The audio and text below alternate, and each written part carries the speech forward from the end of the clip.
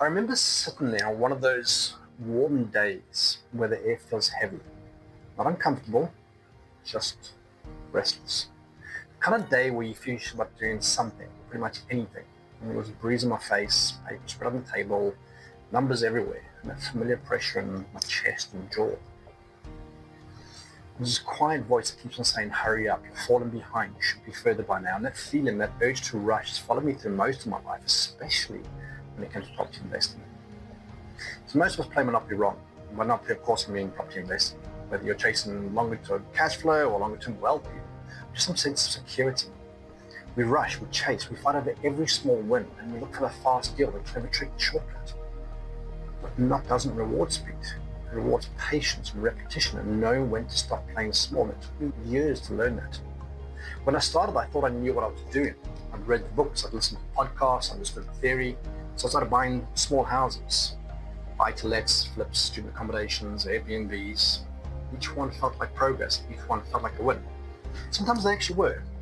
What nobody tells you about Monopoly is that you have to go around the board multiple times before the game really changes, before it becomes Monopoly. And this is where most people quit, because the early game is admin heavy, emotion heavy, energy draining. His tenants call and his partners disagreeing, costs you didn't see coming, cash flow looks great on paper and stressful in real life. And here's the brutal truth.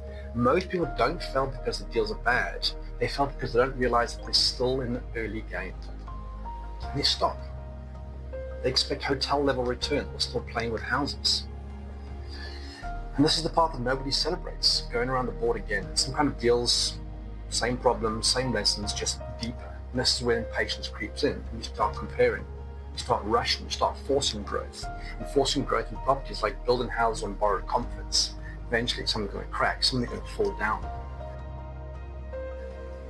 By the way, I'm not saying this is what everyone should be doing, but if this lands for you and if this feels familiar, subscribe, follow, share it with a friend.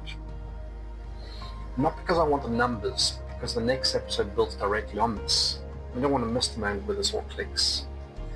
For me, the turning point wasn't a new strategy, it was actually restraint. It was recognizing the game hadn't changed yet.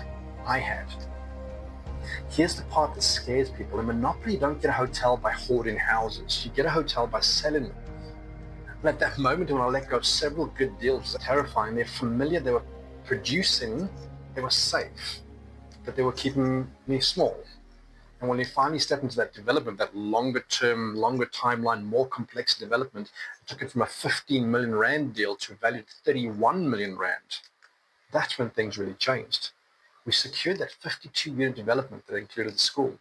And that value massively rose. Now, on a house, when you're buying it for 1-2 million, even if it had done the same, it still would have been 2 or 4 million.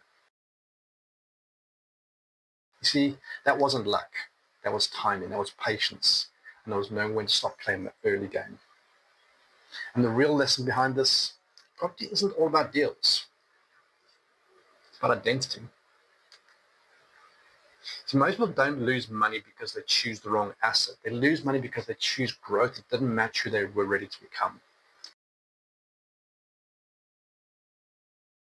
Truth matters, purpose matters, and possibility only opens up when you stop rushing towards an outcome that you haven't earned yet.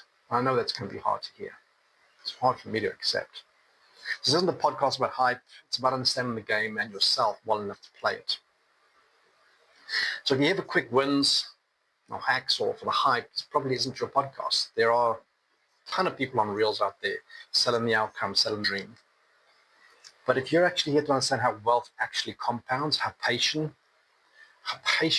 will beat brilliance, and how to play the game that rewards maturity, then you definitely are in the right place. I'm Michael Bowen. This is Flip the Script, a podcast about truth, about purpose, about possibility. And if this episode really helped you see the game differently, please do hit the like, subscribe, or follow. Not from me, but so that you don't miss what comes next. Because the next episode goes deeper into this, and it's what separates people who stay stuck from those who eventually build something real. Stay tuned, and I'll see you on Flip the Script. Thanks for listening. If you enjoyed this, subscribe or share the episode.